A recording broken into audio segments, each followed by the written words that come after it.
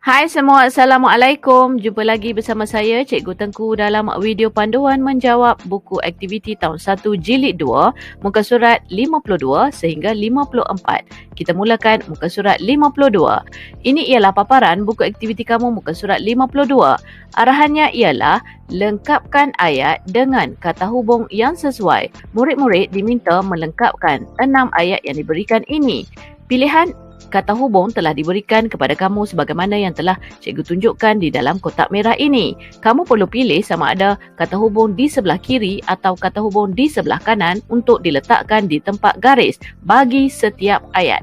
Baiklah murid-murid, untuk meneruskan soalan ini kita perlu tahu terlebih dahulu apakah yang dimaksudkan dengan kata hubung. Kata hubung ialah kata yang digunakan untuk menggabungkan ayat.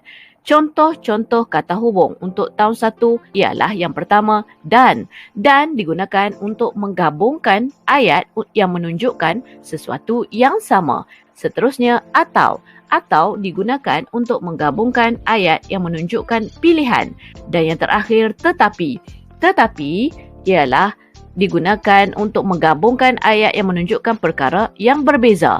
Baik murid-murid, paparan yang cikgu berikan sebentar tadi sebagaimana maksud kata hubung ini ialah paparan dalam video pertama yang kita belajar tentang kata hubung dahulu. Kamu boleh pergi ke video tersebut dengan menekan link di atas sebelah kanan yang mana dalam video tersebut ada cikgu sertakan video pembelajaran yang lebih teliti tentang maksud kata hubung, contoh kata hubung, cara menggunakan kata hubung. Kamu boleh pergi ke video tersebut dengan menekan link di atas sebelah kanan. Baiklah, kita mulakan dengan soalan yang pertama. Indira, tempat kosong keluarga selalu pergi ke taman bunga. Apakah pilihan jawapan yang perlu kamu pilih? Sama ada atau dan juga dan. Jika kita lihat soalan ini ialah tentang maksud ataupun menunjukkan sesuatu yang sama. Indira selalu pergi ke taman bunga. Keluarga selalu pergi ke taman bunga. Maka kata hubung yang cikgu sebutkan di awal video tadi, contoh kata hubung tadi, dan digunakan untuk menunjukkan sesuatu yang sama. Maka jawapan di sini ialah dan. Indira dan keluarganya selalu pergi ke taman bunga. Soalan nombor 2. Mereka boleh pergi ke sana dengan menaiki tempat kosong bas. Menaiki kereta tempat kosong bas. Mereka, cikgu ulang ya. Mereka boleh pergi ke sana dengan menaiki kereta tempat kosong bas. Jika dilihat, ayat ini menunjukkan pilihan. Di awal ayat tadi, cikgu sebutkan jika ayat yang menunjukkan pilihan, kata hubung yang perlu kita gunakan ialah atau. Mereka boleh pergi ke sana dengan menaiki kereta atau bas. Seterusnya, soalan nombor 3. Indira, tempat kosong kakak, suka melihat bunga orkid.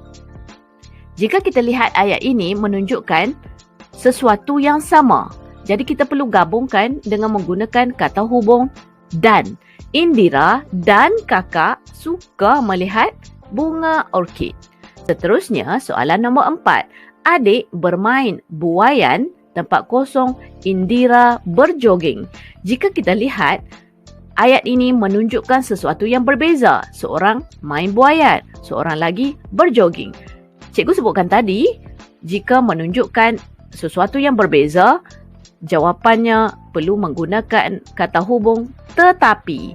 Adik bermain buaian tetapi Indira berjoging. Seterusnya soalan nombor 5. Indira hendak ke taman tempat kosong hari hujan. Cikgu sebutkan tadi di awal ayat, cikgu ulang. Indira hendak ke taman tempat kosong hari hujan. Jika menunjukkan sesuatu yang berbeza, dia keinginannya hendak ke taman tapi hujan. Maka cikgu dah sebut jawapannya di situ. Tetapi menunjukkan sesuatu yang berbeza. Indira hendak ke taman tetapi hari hujan. Dan soalan yang terakhir, mereka pulang dengan ceria, mereka pulang dengan gembira. Ini menunjukkan sesuatu yang sama. Maka gabungan ayatnya kita perlu menggunakan dan. Mereka pulang dengan ceria dan gembira. Baiklah murid-murid, seterusnya muka surat 53. Ini ialah paparan buku aktiviti kamu muka surat 53. Arahannya tulis ayat penyata. Murid-murid perlu membaca cerita yang diberikan ini terlebih dahulu. Kemudian, murid-murid perlu menulis ayat penyata di bahagian bawah. Baiklah kita baca tentang cerita bunga orkid ini sama-sama. Puan Ruby menanam pokok orkid di rumahnya. Dia menanamnya di taman. Wah, cantik-cantik pokok orkid Puan Ruby. Pokok orkidnya daripada pelbagai warna. Ada warna merah, biru, kuning dan ungu. Puan Ruby menjaga pokok-pokok orkidnya dengan baiknya. Tahukah kamu cara dia menjaga orkidnya? Dia rajin menyiram dan membubuh baja. Pokok-pokoknya hidup subur.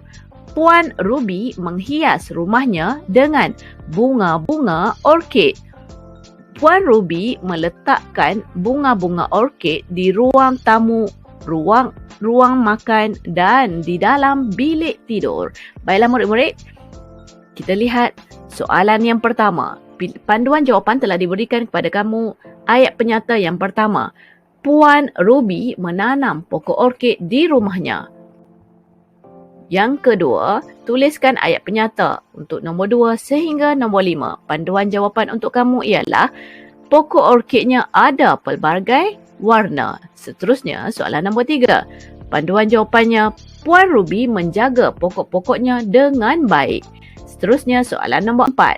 Puan Ruby rajin menyiram dan membaja pokoknya. Dan soalan yang kelima, Puan Ruby menghias rumahnya dengan bunga orkid. Baiklah murid-murid, seterusnya muka surat 54. Arahannya ialah tulis ayat penyata berdasarkan gambar. Murid-murid perlu menulis ayat di tempat kosong yang diberikan di dalam kotak merah yang cikgu berikan ini. Kita lihat dua kotak ataupun dua gambar. Kamu perlu memasukkan ayat yang sesuai berdasarkan kepada panduan yang telah diberikan. Manakala ayat yang terakhir hanya ada garis kosong, tidak ada apa-apa panduan jawapan ataupun panduan ayat kepada kamu. Kamu perlu menulis sendiri ayat penyata tersebut berdasarkan gambar. Baiklah kita lihat yang pertama. Gambar yang pertama, kamu hanya perlu baca sahaja, tidak ada apa-apa yang perlu kamu tambah atau masukkan. Baiklah, ayatnya ialah Nadia melihat anak-anak gajah di dalam zoo. Seterusnya, gambar yang kedua, Nadia dan keluarganya menonton tayangan video tentang gajah. Seterusnya, soalan yang ketiga, anak-anak gajah dimandikan oleh penjaga zoo. Dan yang terakhir, Nadia gembira diberi peluang menunggang gajah. Baiklah murid-murid, sampai di situ saja. Semoga bermanfaat. Jika ada sebarang persoalan boleh tinggalkan di bahagian komen. Jumpa lagi. Bye. Assalamualaikum.